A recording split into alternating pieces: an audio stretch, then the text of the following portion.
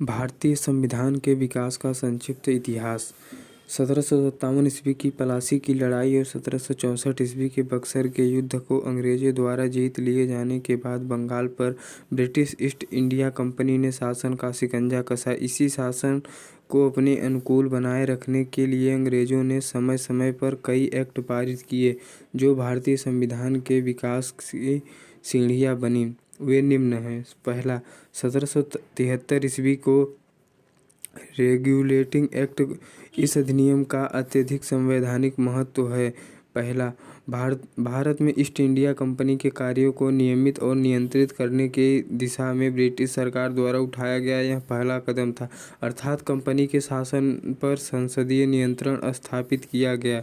दूसरा, इसके द्वारा पहली बार कंपनी के प्रशासनिक और राजनैतिक कार्यों को मान्यता मिली। तीसरा, इसके द्वारा केंद्रीय प्रशासन की नींव रखी गई। विशेषताएं। पहला विशेषता, इस अधिनियम द्वारा बंगाल के गवर्नर को बंगाल का गवर्नर जनरल पद नाम दिया गया तथा मुंबई एवं मद्रास के गवर्नर को इसके अधीन किया गया। इस एक्ट के तहत बनने वाले प्रथम governor general Lord Warren Hastings थे। दूसरा विशेषताएं, इस एक्ट के अतिरिक्त कलकत्ता प्रेसिडेंसी में एक ऐसी सरकार स्थापित की गई जिसमें गवर्नर जनरल और उनकी परिषद के 4 सदस्य थे, जो अपनी सत्ता के उपयोग संयुक्त रूप से करते थे। इस अधिनियम के अंतर्गत कलकत्ता में 1774 ईस्वी में एक उच्चतम न्यायालय की स्थापना की गई, जिसमें मुख्य न्यायालय और 3 अन्य न्यायाधीश थे। इनके प्रथम मुख्य न्यायाधीश सर एलिजाह एम्पे थे। अन्य 3 न्यायाधीश, पहले चैम्बर्स, दूसरा लीमेस्टर, तीसरा हाइड। इसके तहत कंपनी के कर्मचारियों को निजी व्यापार करने और भारतीय लोगों से उपहार व रिश्वत लेना प्रतिबंधित कर दिया गया। पाँचवा, इस अधिनियम के द्वारा ब्रिटिश सरकार को बोर्ड ऑफ डायरेक्टर के माध्यम से कंपनियों पर नियंत्रण सशक्त हो गया। इसे भारत में इसके राजस्व, नागरिक और सैन्य मामलों की जानकारी ब्रिटिश सरकार को देना आवश्यक कर दिया गया।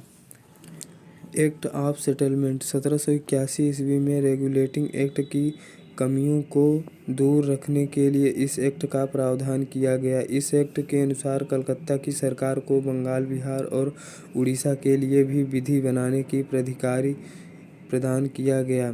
1784 ईस्वी का पिट्स इंडिया एक्ट। इस एक्ट के द्वारा दोहरे प्रशासन का प्रारंभ हुआ। बोर्ड ऑफ डायरेक्टर्स व्यापारिक मामलों के लिए, दूसरा बोर्ड ऑफ कंट्रोल राजनीतिक मामलों के लिए। 1793 ईस्वी का चार्टर अधिनियम। इसके द्वारा नियंत्रण बोर्ड के सदस्यों तथा कर्मचारियों के वेतनादि को भारतीय राजस्व में से देने की व्यवस्था की गई। 1813 ईस्वी का चार्ट अधिनियम। इस अधिनियम का मुख्य विशेषता है, पहला, कंपनी के अधिकार पत्र को 20 वर्षों के लिए बढ़ा दिया गया। दूसरा, कंपनी को भारत के साथ व्यापार करने के एकाधिकार को छीन लिया गया, किंतु उसे चीन के साथ व्यापार एवं पूर्वी देशों के साथ चाय का व्यापार के संबंध में 20 वर्षों के लिए एकाधिकार प्राप्त रहा। तीसरा, कुछ सीमाओं के अधीन सभी ब्रिटिश नागरिकों के लिए भारत के साथ व्यापार खोल दिया गया।